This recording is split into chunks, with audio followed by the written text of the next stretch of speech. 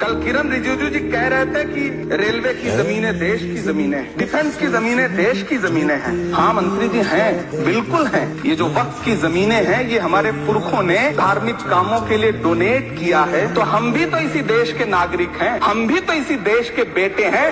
तो वक्त की जमीनें भी तो इसी देश की जमीनें हैं, उनको पराया क्यों बोलते हैं आप? सभापति महोदय अशफाकुल्लाह खान जब फैजाबाद की जेल में फांसी के फंदे पर झूल रहे थे तो इसी देश की जमीन के लिए झूल रहे थे ना। सभापति महोदय अंडमान की जेल में काला पानी की सजा काटकर अपनी जान देने वाले मौलाना फजले हक खैराबादी हो या शेर खान अफरीदी हो, वो भी तो इसी जमीन के लिए अपनी जान दे रहे थे ना। सभापति महोदय पाकिस्तान के खिलाफ लड़ते हुए अपनी जान देने वाले महावीर चक्र विजेता ब्रिगेडियर उस्मान हो या पाकिस्तान के पैटर्न टैंक उड़ाने वाला परमवीर चक्र विजेता वीर अब्दुल हमीद हो, वो भी तो इसी जमीन के लिए अपनी जान दे रहा था ना।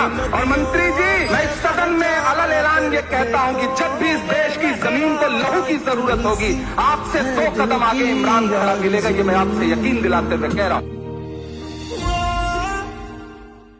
कल किरण रिजिजू जी कह रहे थे कि रेलवे की जमीनें देश की जमीनें हैं, डिफेंस की जमीनें देश की जमीनें हैं। हाँ मंत्री जी हैं, बिल्कुल हैं। ये जो वक्त की जमीनें हैं ये हमारे पुरखों ने धार्मिक कामों के लिए डोनेट किया है। तो हम भी तो इसी देश के नागरिक हैं, हम भी तो इसी देश के बेटे हैं। तो वक्त की जमीनें भी तो इसी देश की जमीनें हैं, उनको पराया क्यों बोलते हैं आप? सभापति महोदय अशफाकुल्लाह खान जब फैजाबाद की जेल में फांसी के फंदे पर झूल रहे थे तो इसी देश की जमीन के लिए झूल रहे थे ना। सभापति महोदय अंडमान की जेल में काला पानी की सजा काटकर अपनी जान देने वाले मौलाना फजले हक खैराबादी हो या शेर खान अफरीदी हो, वो भी तो इसी जमीन के लिए अपनी जान दे रहे थे ना। सभापति महोदय पाकिस्तान के खिलाफ लड़ते हुए अपनी जान देने वाले महावीर चक्र विजेता ब्रिगेडियर उस्मान हो या पाकिस्तान के पैटर्न टैंक उड़ाने वाला परमवीर चक्र विजेता वीर अब्दुल हमीद हो, वो भी तो इसी जमीन के लिए अपनी जान दे रहा था ना। और मंत्री जी, मैं इस सदन में अलग ऐलान ये कहता हूँ कि जब भी इस देश की जमीन को लहू की जरूरत होगी,